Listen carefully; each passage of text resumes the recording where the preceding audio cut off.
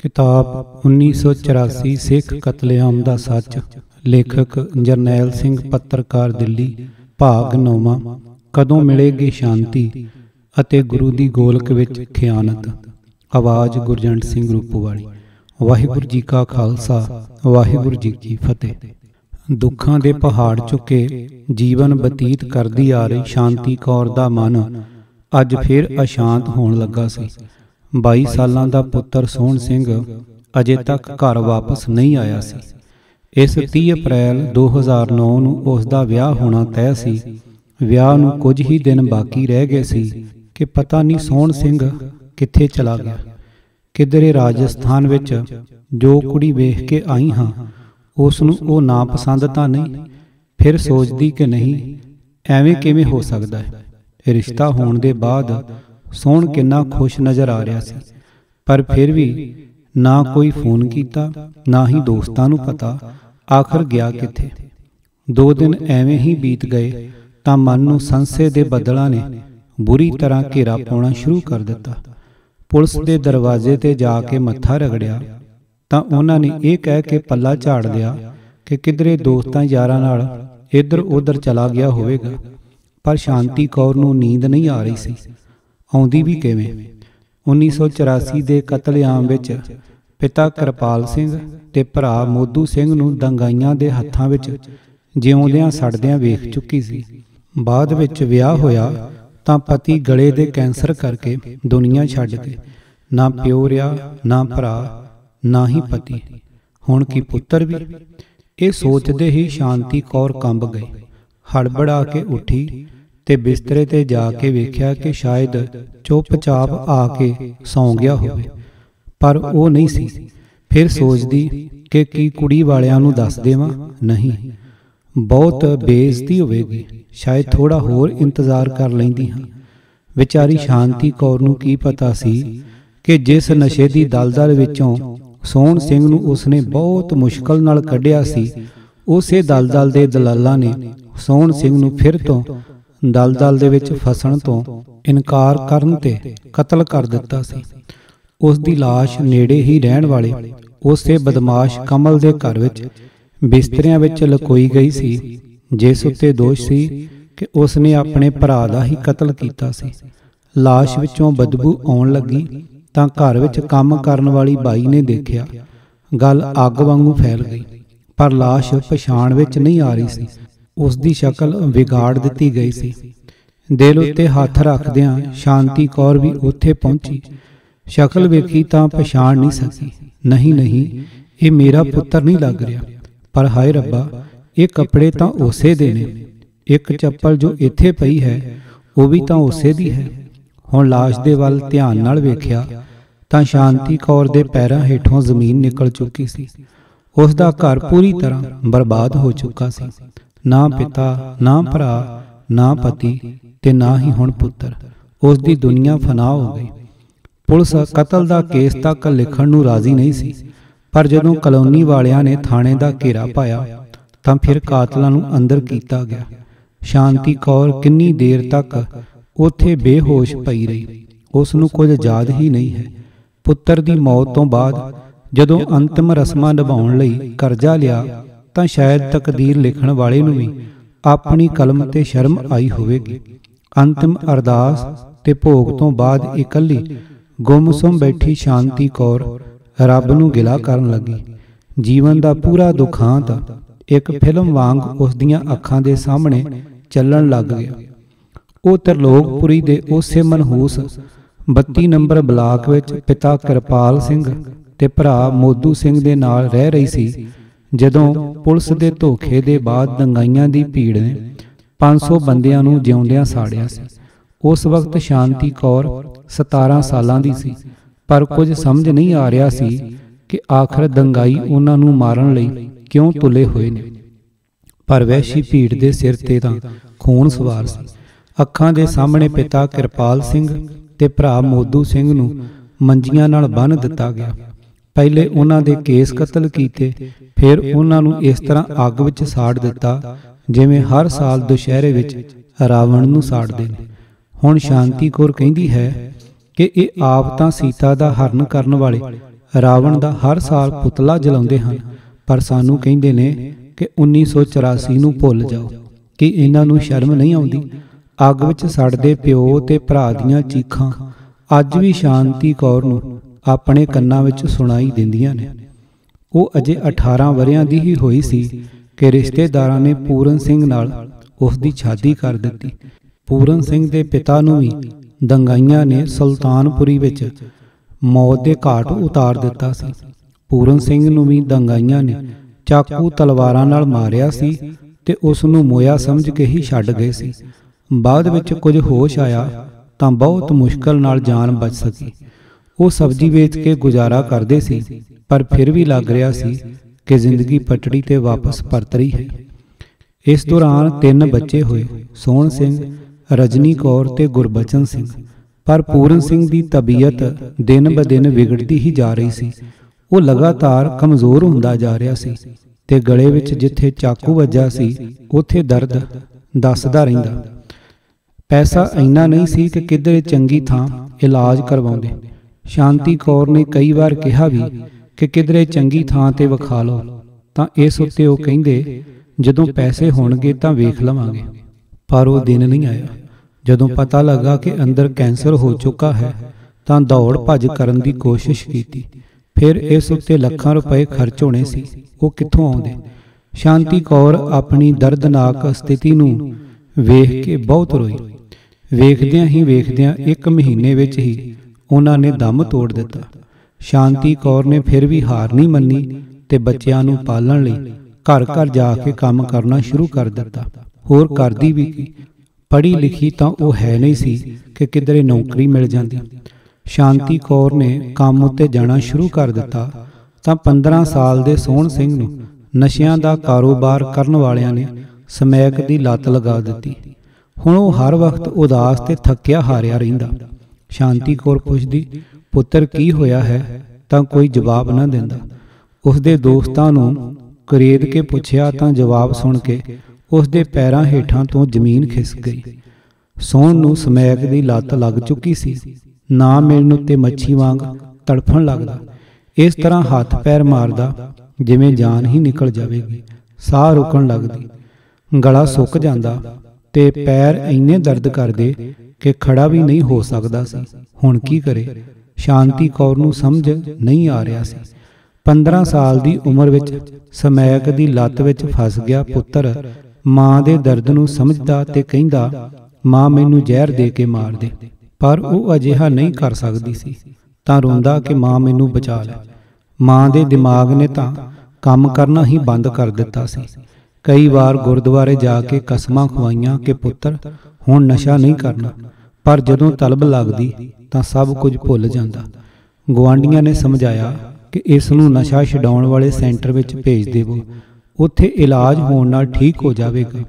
ਕਦੇ ਅਮਨ ਵਿਹਾਰ, ਕਦੇ ਰੋਹਿਣੀ, ਕਦੇ ਪਹਾੜਗੰਜ ਤਾਂ ਕਦੇ ਗੋਬਿੰਦਪੁਰੀ, ਸਾਰੀਆਂ ਥਾਵਾਂ ਤੇ ਪੁੱਤਰ ਨੂੰ ਲੈ ਕੇ ਇਲਾਜ ਲਈ ਘੁੰਮਦੀ ਰਹੀ।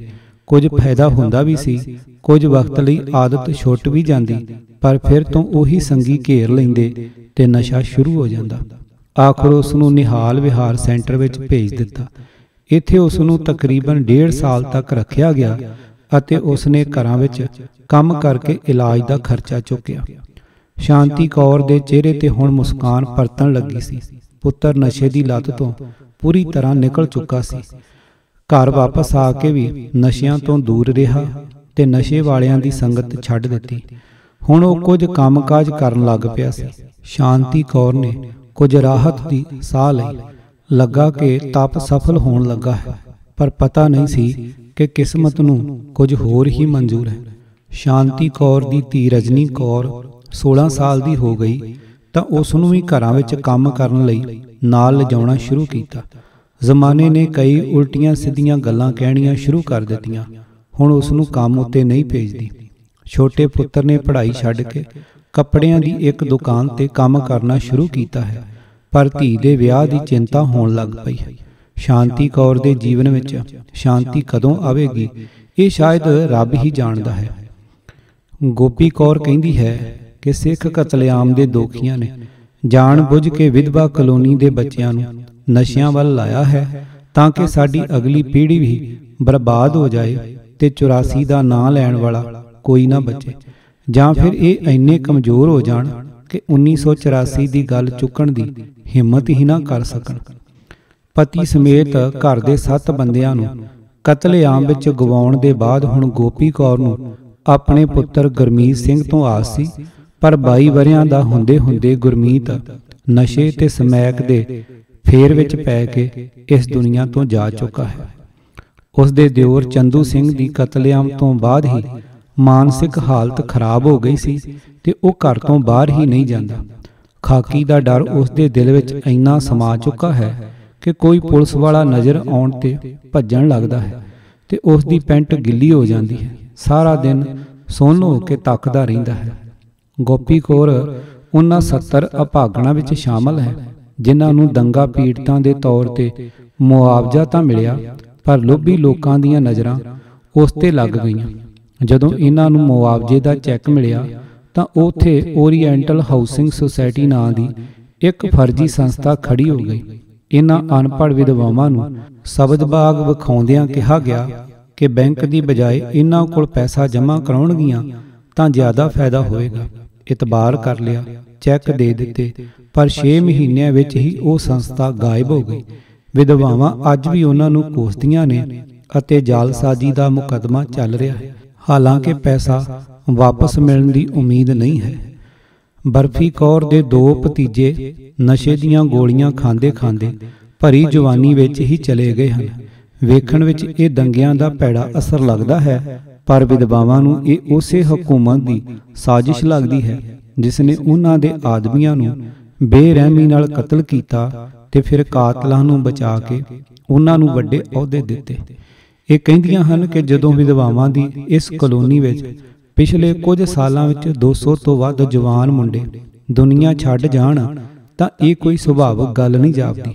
ਇਹਨਾਂ ਦਾ ਕਹਿਣਾ ਹੈ ਜਦੋਂ ਉਹ ਕੰਮ ਤੇ ਜਾਂਦੀਆਂ ਹਨ ਤਾਂ ਸਾਜ਼ਿਸ਼ ਦੇ ਤਹਿਤ 10 ਤੋਂ 15 ਸਾਲਾਂ ਦੇ ਬੱਚਿਆਂ ਨੂੰ ਨਿਸ਼ਾਨਾ ਬਣਾ ਕੇ ਨਸ਼ੇ ਦੇ ਟੀਕੇ ਤੇ ਗੋਲੀਆਂ ਦਾ ਆਦੀ ਬਣਾਉਣਾ ਸ਼ੁਰੂ ਕੀਤਾ ਗਿਆ ਸੀ।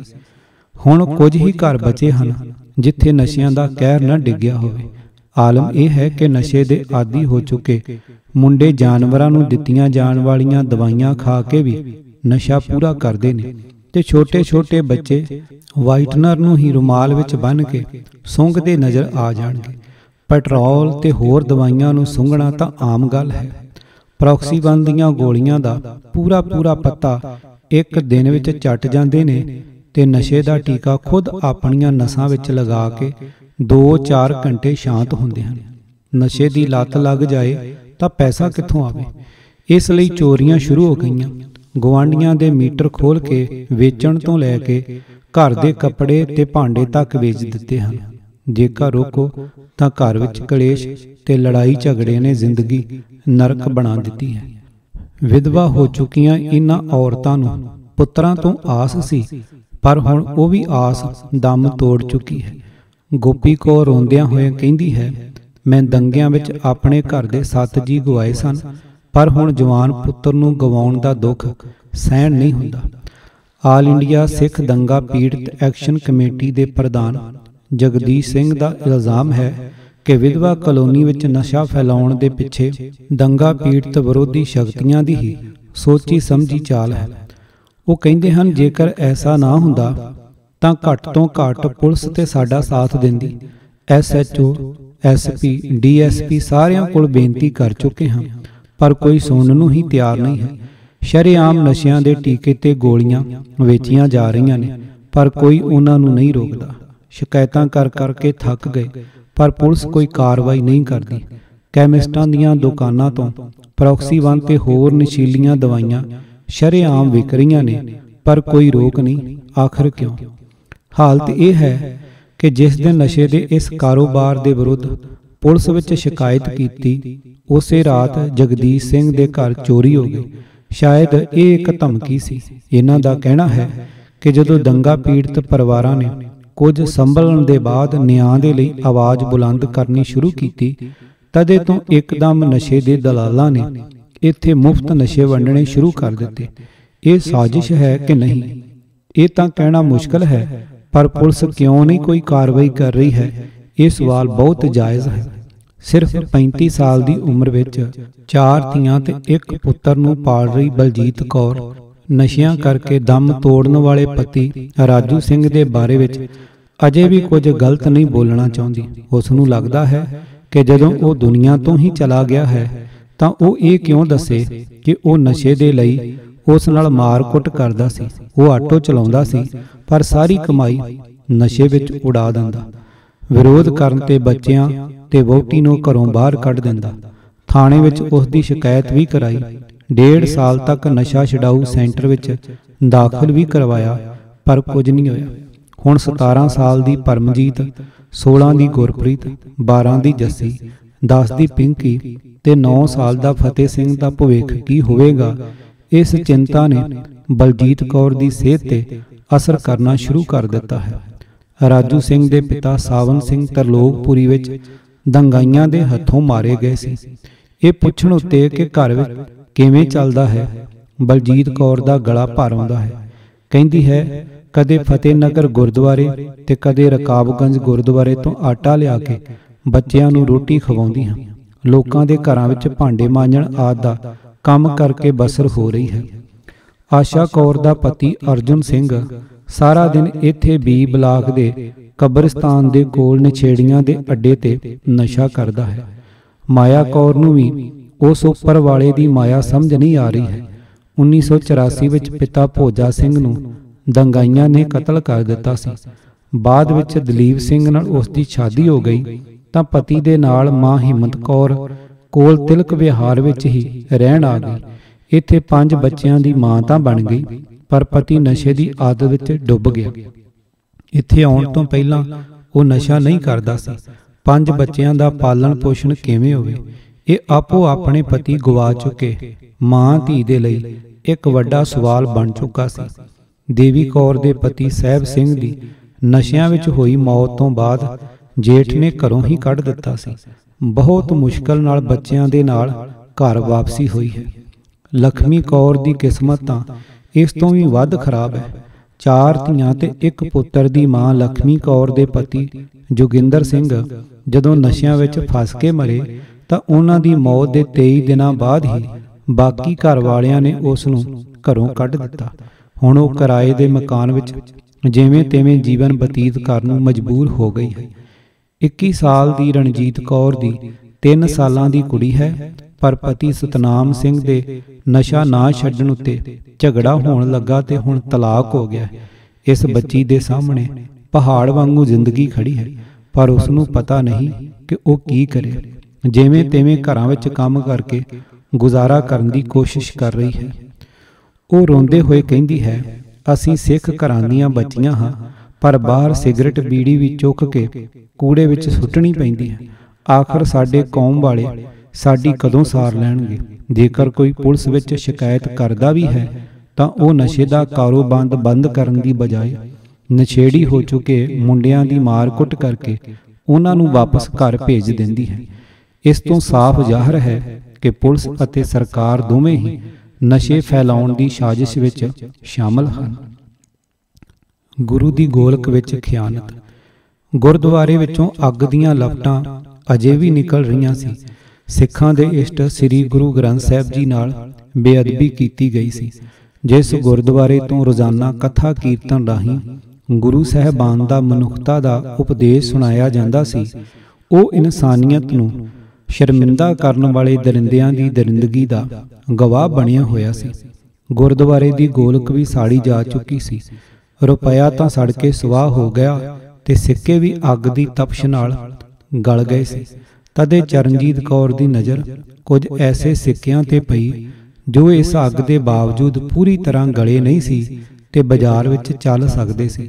ਉਸ ਨੇ ਚੁੱਪ-ਚਪੀਤੇ ਇਹਨਾਂ ਸਿੱਕਿਆਂ ਨੂੰ ਇਕੱਠਿਆਂ ਕਰਨਾ ਸ਼ੁਰੂ ਕਰ ਦਿੱਤਾ।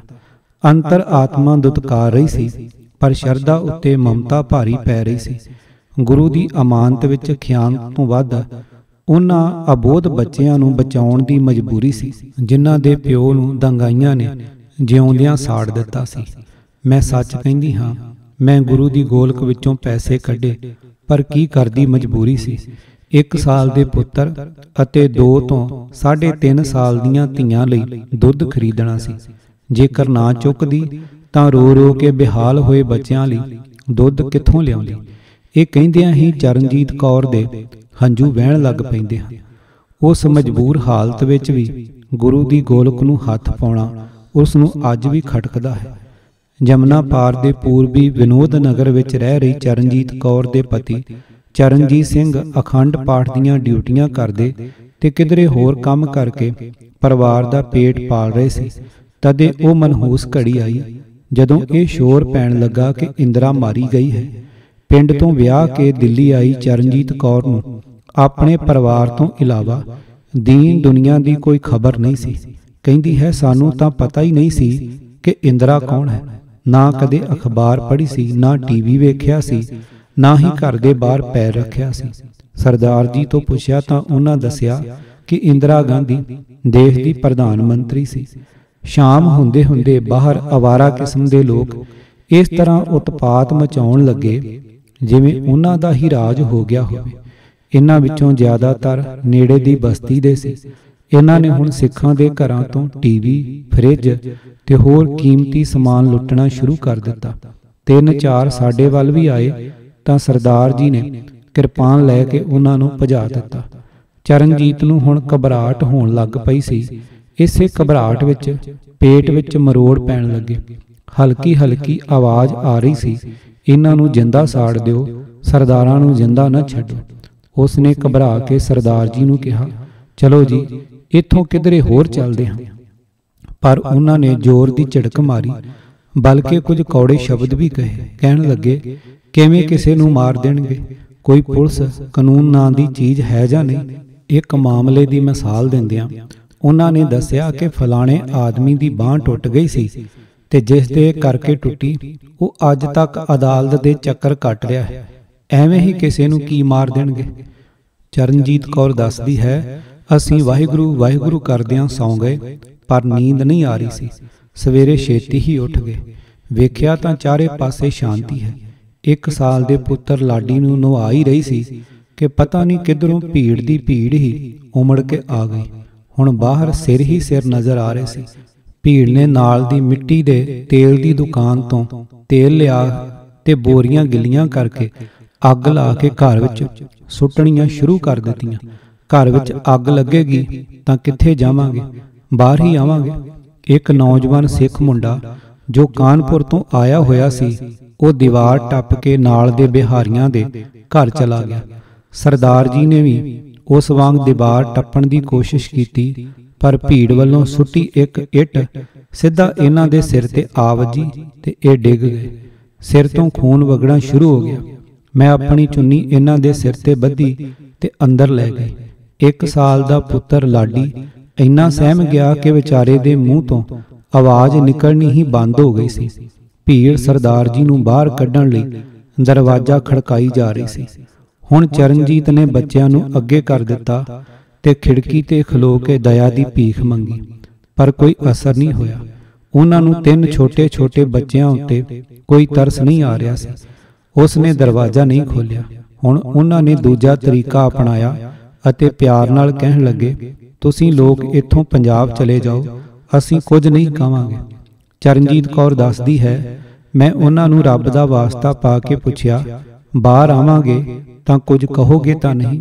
ਬੋਲੇ, ਕੁਝ ਨਹੀਂ ਕਹਾਂਗੇ, ਬਸ ਪੰਜਾਬ ਚਲੇ ਜਾਓ। ਮੈਨੂੰ ਨਹੀਂ ਪਤਾ ਸੀ ਉਹ ਸਾਡੀ ਛੱਤ ਤੇ ਵੀ ਚੜ੍ਹ ਚੁੱਕੇ ਹਨ। ਕੋਈ ਚਾਰਾ ਨਾ ਬਣਦਾ ਵੇਖ ਜ਼ਖਮੀ ਸਰਦਾਰ ਜੀ ਨੂੰ ਬਾਹਰ ਲਿਆਉਣ ਲੱਗੀ ਤਾਂ ਛੱਤ ਤੋਂ ਹੀ ਇੱਕ ਨੇ ਛਾਲ ਮਾਰੀ ਅਤੇ ਟੋਕੇ ਦਾ ਸਿੱਧਾ ਵਾਰ ਸਰਦਾਰ ਜੀ ਉੱਤੇ ਕਰ ਦਿੱਤਾ। ਖੂਨ ਦਾ ਫੁਹਾਰਾ ਵਗਣ ਲੱਗ ਪਿਆ। ਮੈਂ ਇਹਨਾਂ ਦੇ ਸਿਰ ਨੂੰ ਆਪਣੇ ਹੱਥਾਂ ਵਿੱਚ ਲੈ ਲਿਆ ਅਤੇ ਮਿੰਨਤਾਂ ਕਰਨ ਲੱਗੀ, ਪਰ ਉਹਨਾਂ ਦੇ ਸਿਰ ਤੇ ਤਾਂ ਖੂਨ ਸਵਾਰ ਸੀ। ਬੱਲੀਆਂ ਸਰੀਏ ਮਾਰ-ਮਾਰ ਕੇ ਨਿਢਾਲ ਕਰ ਦਿੱਤਾ। ਇਹ ਸਰੀਏ ਮੇਰੇ ਵੀ ਲੱਗੇ ਤੇ ਅੱਜ ਤੱਕ ਰੋਟੀਆਂ ਪਕਾਉਂਦੇ ਹੋਏ ਹੱਥ ਵਿੱਚ ਦਰਦ ਰਹਿੰਦਾ ਹੈ। ਘਰ ਵਿੱਚ ਅੱਗ ਲਾ ਦਿੱਤੀ ਗਈ ਤੇ ਮੈਂ ਨਿਢਾਲ ਤੇ ਬੁਰੀ ਤਰ੍ਹਾਂ ਜ਼ਖਮੀ ਸਰਦਾਰ ਜੀ ਨੂੰ ਲੈ ਕੇ ਸੜਕ ਤੇ ਆ ਗਈ। ਕੀ ਕਰਦੀ? ਘਰ ਵਿੱਚ ਅੱਗ ਜੂ ਲਾ ਦਿੱਤੀ ਸੀ। ਬਹੁਤ ਮਿੰਨਤਾਂ ਕੀਤੀਆਂ, ਪਰ ਕੋਈ ਵੀ ਹੱਥ ਮਦਦ ਲਈ ਨਹੀਂ ਆ ਰਿਹਾ ਸੀ। ਇਸ ਸਵੇਰ ਤੋਂ ਸ਼ੁਰੂ ਹੋਇਆ ਸੀ ਤੇ ਸ਼ਾਮ ਤੱਕ ਮੈਂ ਜ਼ਖਮੀ ਸਰਦਾਰ ਜੀ ਦੇ ਨਾਲ ਹੀ ਸੀ। ਉਹਨਾਂ ਨੂੰ ਡਾਕਟਰ ਕੋਲ ਜਾਂ ਹਸਪਤਾਲ ਲਿਜਾਣ ਦਾ ਕੋਈ ਜ਼ਰੀਆ ਨਹੀਂ ਸੀ। ਭੀੜ ਨੇ ਘੇਰਾ ਪਾਇਆ ਹੋਇਆ ਸੀ ਤੇ ਤਮਾਸ਼ਾ ਵੇਖ ਰਹੀ ਸੀ। ਮੈਂ ਚੁੰਨੀ ਪਾੜ ਕੇ ਬੰਨ੍ਹਦੀ ਜਾ ਰਹੀ ਸੀ। ਜਦੋਂ ਦੰਗਾਈਆਂ ਨੂੰ ਲੱਗਾ ਕਿ ਸਰਦਾਰ ਜੀ ਹੁਣ ਨਹੀਂ ਬਚਣਗੇ ਤਾਂ ਉਹ ਕੁਝ ਪਿੱਛੇ ਹੋ ਗਏ, ਪਰ ਥੋੜੀ ਦੇਰ ਬਾਅਦ ਹੀ ਤੇਜ਼ੀ ਨਾਲ ਅੱਗ ਫੜਨ ਵਾਲੇ ਚਿੱਟੇ ਪਾਊਡਰ ਨਾਲ ਲੈਸ ਹੋ ਕੇ ਵਾਪਸ ਆ ਗਏ। ਇਹਨਾਂ ਨੇ ਆਉਂਦਿਆਂ ਹੀ ਸਰਦਾਰ ਜੀ ਤੇ ਮੇਰੇ ਉੱਤੇ ਮਿੱਟੀ ਦਾ ਤੇਲ ਤੇ ਪਾਊਡਰ ਛਿੜਕ ਦਿੱਤਾ। ਇੱਕ ਨੇ ਕਿਹਾ, ਇਹ ਸਾਲੀ ਸਵੇਰ ਤੋਂ ਹੀ ਇਸ ਨੂੰ ਨਹੀਂ ਛੱਡ ਰਹੀ ਹੈ, ਦੋਵਾਂ ਨੂੰ ਹੀ ਸਾੜ ਦੇਵੋ। ਉਹ ਮਾਚਿਸ ਦੀ ਤੀਲੀ ਬਾਲਣ ਹੀ ਲੱਗਾ ਸੀ ਕਿ ਗੁਆਂਢੀਆਂ ਦੇ ਘਰ ਵਿੱਚੋਂ ਕਿਸੇ ਨੇ ਹੱਥ ਰੋਕ ਦਿੱਤਾ ਤੇ ਕਿਹਾ ਕਿ ਔਰਤਾਂ ਤੇ ਬੱਚਿਆਂ ਨੂੰ ਕੁਝ ਨਹੀਂ ਕਹਿਣ ਦੇਵਾਂਗੇ। ਇਸ ਦਾ ਮਤਲਬ ਸਾਫ਼ ਸੀ ਕਿ ਸਰਦਾਰ ਜੀ ਨੂੰ ਭਲੇ ਹੀ ਮਾਰ ਦੇਵੋ। ਪਤਾ ਨਹੀਂ ਉਹਨਾਂ ਨੇ ਠੀਕ ਕੀਤਾ ਸੀ ਜਾਂ ਗਲਤ। ਕਦੇ ਸੋਚਦੀ ਹਾਂ ਕਿ ਸ਼ਾਇਦ ਭੀੜ ਤੋਂ ਮੇਰੀ ਇੱਜ਼ਤ ਬਚਾ ਕੇ ਠੀਕ ਹੀ ਕੀਤਾ, ਪਰ ਕਦੇ ਸੋਚਦੀ ਹਾਂ ਜੇਕਰ ਭੀੜ ਇਹਨਾਂ ਦੀ ਸੁਣ ਰਹੀ ਸੀ ਤਾਂ ਸਰਦਾਰ ਜੀ ਨੂੰ ਵੀ ਬਚਾ ਲੈਂਦੇ। ਮੈਂ ਨਹੀਂ ਜਾਣਦੀ ਕਿ ਕਦੋਂ ਮੈਨੂੰ ਉੱਥੋਂ ਘਸੀਟ ਕੇ ਲੈ ਗਏ ਤੇ ਸਰਦਾਰ ਜੀ ਨੇ ਕਿਸ ਤਰ੍ਹਾਂ ਸਿਸਕ ਕੇ ਦਮ ਤੋੜਿਆ ਹੋਵੇਗਾ। ਜ਼ਖਮਾਂ ਦਾ ਦਰਦ ਤਾਂ ਸ਼ਾਇਦ ਉਹ ਝੱਲ ਜਾਂਦੇ, ਪਰ ਦੰਗਾਈਆਂ ਨੇ ਉਹਨਾਂ ਤੇ ਮਿੱਟੀ ਦਾ ਤੇਲ ਤੇ ਚਿੱਟਾ ਪਾਊਡਰ ਪਾ ਦਿੱਤਾ ਸੀ, ਜਿੰਦਾ ਹੀ ਸਾੜ ਦਿੱਤਾ ਹੋਵੇਗਾ। ਇਹ ਕਹਿ ਕੇ ਉਹ ਫੇਰ ਸਿਸਕਣ ਲੱਗ ਪੈਂਦੀ ਹੈ। ਚਰਨਜੀਤ ਦੇ ਕੱਪੜੇ ਵੀ ਮਿੱਟੀ ਦੇ ਤੇਲ ਨਾਲ ਭਰੇ ਹੋਏ ਸੀ ਤੇ ਉਸ ਨੇ 3 ਦਿਨਾਂ ਤੱਕ ਉਹੀ ਬਦਬੂਦਾਰ ਕੱਪੜੇ ਪਾਈ ਰੱਖੇ। ਹਾਲਾਂਕਿ ਇਸੇ ਦੌਰਾਨ ਉਸ ਨੇ ਇੱਕ ਸਿੱਖ ਬੱਚੇ ਨੂੰ ਵੀ ਬਚਾਇਆ। ਜਿਸ ਗੁਆਂਢੀ ਰਿਸ਼ਤੇਦਾਰ ਦੇ ਉਹ ਘਰ ਸੀ, ਉੱਥੇ ਉਸ ਨੇ ਉਸ ਬੱਚੇ ਨੂੰ ਇੱਕ ਪੇਟੀ ਵਿੱਚ ਬੰਦ ਕਰ ਦਿੱਤਾ ਤੇ ਥੋੜੀ ਦੇਰ ਬਾਅਦ ਉਸ ਨੂੰ ਪੇਟੀ ਵਿੱਚ ਹੀ ਖਾਣ ਪੀਣ ਨੂੰ ਕੁਝ ਦਿੰਦੀ ਰਹੀ। ਜਦੋਂ ਭੀੜ ਆਉਂਦੀ ਤਾਂ ਪੇਟੀ ਬੰਦ ਕਰ ਦਿੰਦੀ, ਨਹੀਂ ਤਾਂ ਸਾਹ ਲੈਣ ਲਈ ਵਿਚਕਾਰ ਖੋਲ ਦਿੰਦੀ। ਚਰਨਜੀਤ ਕੌਰ ਨੇ ਦੱਸਿਆ, ਉਹ ਅੱਜ ਵੀ ਜਦੋਂ ਮਿਲਦਾ ਹੈ ਤਾਂ ਕਹਿੰਦਾ ਹੈ, ਮਾਮੀ ਤੂੰ ਮੈਨੂੰ ਬਚਾ ਲਿਆ ਸੀ। ਪਰ ਉਹ ਅਜਿਹੀ ਅਸਹਾਈ ਸਥਿਤੀ ਸੀ। ਜਦੋਂ ਇਸੇ ਘਰ ਵਿੱਚ ਨਨਾਣ ਦੇ ਪੋਤੇ ਨੂੰ ਦੰਗਾਈ ਲੈ ਗਏ ਤਾਂ ਵਿਚਾਰੀ ਉਸ ਨੂੰ ਬਚਾਉਣ ਲਈ ਅੱਗੇ ਜਾਣ ਦੀ ਹਿੰਮਤ ਤੱਕ ਨਾ ਜੁਟਾ ਪਾਈ। ਉਸ ਵਕਤ ਮੈਂ ਸਰਦਾਰ ਜੀ ਦੀ ਜਾਨ ਬਚਾਉਣ ਲਈ ਜੂਝ ਰਹੀ ਸੀ, ਇਸ ਲਈ ਨੇੜੇ ਤੇੜੇ ਕੀ ਹੋ ਰਿਹਾ ਹੈ ਇਸ ਉੱਤੇ ਕੋਈ ਧਿਆਨ ਹੀ ਨਹੀਂ ਸੀ। ਪਰ ਹੁਣ ਯਾਦ ਆਉਂਦਾ ਹੈ ਕਿ ਕਿਵੇਂ ਗਲੀ ਵਿੱਚ ਹੀ ਭੀੜ ਨੇ ਇੱਕ ਪੁਰਾਣੇ ਰਿਕਸ਼ੇ ਨੂੰ ਅੱਗ ਲਾਈ ਤੇ ਇਸ ਤੋਂ ਬਾਅਦ ਕਈ ਸਿੱਖਾਂ ਨੂੰ ਜ਼ਿੰਦਾ ਹੀ ਇਸ ਵਿੱਚ ਸੁੱਟਦੇ ਹੀ ਗਏ, ਜਿਵੇਂ ਇਨਸਾਨ ਨਾ ਹੋ ਕੇ ਮੁਰਗੇ ਭੁੰਨੇ ਜਾ ਰਹੇ ਹੋਣ ਤੇ ਉਹ ਵੀ ਜ਼ਿੰਦਾ। ਉਹ ਦ੍ਰਿਸ਼ ਅੱਜ ਵੀ ਚੇਤੇ ਆਉਂਦਾ ਹੈ ਤਾਂ ਲੂੰ ਕੰਡੇ ਖੜੇ ਹੋ ਜਾਂਦੇ ਨੇ। ਕਤਲੇਆਮ ਦੇ 2 ਸਾਲ ਬਾਅਦ ਤੱਕ ਕਦੇ ਗੁਰਦੁਆਰੇ ਵਿੱਚ ਲੰਗਰ ਖਾ ਕੇ ਤੇ ਕਦੇ ਕਿਸੇ ਕੋਲੋਂ ਉਧਾਰ ਮੰਗ ਕੇ ਜ਼ਿੰਦਗੀ ਚਲਾਉਂਦੀ ਰਹੀ। 1986 ਵਿੱਚ ਕੁਆਟਰ ਮਿਲਿਆ, ਪਰ 12 ਸਾਲਾਂ ਤੱਕ ਇੱਥੇ ਪਾਣੀ ਨਹੀਂ ਆਇਆ। ਟੈਂਕਰਾਂ ਤੋਂ ਪਾਣੀ ਭਰ ਕੇ ਕਮਰ ਦੋਹਰੀ ਹੋ ਗਈ। ਬੱਚੇ ਛੋਟੇ ਸੀ, ਇਸ ਲਈ ਕਾਫੀ ਸਮੇਂ ਤੱਕ ਬੱਚਿਆਂ ਨੂੰ ਨਹੀਂ ਦੱਸਿਆ ਕਿ ਉਹਨਾਂ ਦੇ ਪਿਤਾ ਇਸ ਦੁਨੀਆ ਵਿੱਚ ਨਹੀਂ ਨੇ। ਇਹੀ ਕਹਿੰਦੀ ਕਿ ਉਹ ਵਿਦੇਸ਼ ਗਏ ਹੋਏ ਨੇ। ਪਰ ਜਦੋਂ ਥੋੜੇ ਵੱਡੇ ਹੋਏ ਤੇ ਖੁਦ ਸਮਝ ਆਉਣ ਲੱਗੀ ਤਾਂ ਦੱਸ ਦਿੱਤਾ ਕਿ ਤੁਹਾਡੇ ਪਿਓ ਨਾਲ ਇਸ ਤਰ੍ਹਾਂ ਹੋਇਆ ਸੀ। ਜ਼ਿੰਦਗੀ ਦੇ ਜ਼ਖਮ ਅਜਿਹੇ ਨੇ ਜਿਹੜੇ ਕਦੇ ਭਰੇ ਨਹੀਂ ਜਾ ਸਕਦੇ। ਜਿਹੜੇ ਲੋਕ ਕਹਿੰਦੇ ਨੇ ਕਿ ਜ਼ਖਮ ਭੁੱਲ ਜਾਓ, ਉਹਨਾਂ ਨੂੰ ਸ਼ਰਮ ਆਉਣੀ ਚਾਹੀਦੀ ਹੈ। 1986 ਵਿੱਚ ਦਿੱਤੇ ਹੋਏ ਕੁਆਟਰਾਂ ਦੇ ਲਈ ਹੁਣ ਨੋਟਿਸ ਆਉਂਦੇ ਹਨ, ਪੈਸੇ ਮੰਗ ਰਹੇ ਨੇ, ਕਿੱਥੋਂ ਲਿਆਈਏ? ਮੈਨੂੰ ਤਾਂ ਉਸ ਦਿਨ ਮਜਬੂਰੀ ਵਿੱਚ ਬੱਚਿਆਂ ਦੇ ਦੁੱਧ ਲਈ ਗੁਰੂ ਦੀ ਗੋਲਕ ਤੋਂ ਚੁੱਕੇ ਹੋਏ ਕੁਝ ਸਿੱਕਿਆਂ ਲਈ ਵੀ ਹੁਣ ਤੱਕ ਸ਼ਰਮ ਆਉਂਦੀ ਹੈ, ਪਰ ਇਹਨਾਂ ਨੂੰ ਸ਼ਰਮ ਕਿਉਂ ਨਹੀਂ ਆਉਂਦੀ? ਕਿਤਾਬ 1984 ਸਿੱਖ ਕਤਲੇਆਮ ਦਾ ਸੱਚ, ਲੇਖਕ ਜਰਨੈਲ ਸਿੰਘ, ਪੱਤਰਕਾਰ, ਆਵਾਜ਼ ਗੁਰਜੰਟ ਸਿੰਘ ਰੂਪੋਵਾਲੀ। ਪੂਰੀ ਕਿਤਾਬ ਸੁਣਨ ਵਾਸਤੇ YouTube channel Gurjant Singh Rupowali subscribe ਕਰੋ। ਵਾਹਿਗੁਰੂ ਜੀ ਕਾ ਖਾਲਸਾ, ਵਾਹਿਗੁਰੂ ਜੀ ਕੀ ਫਤਿਹ।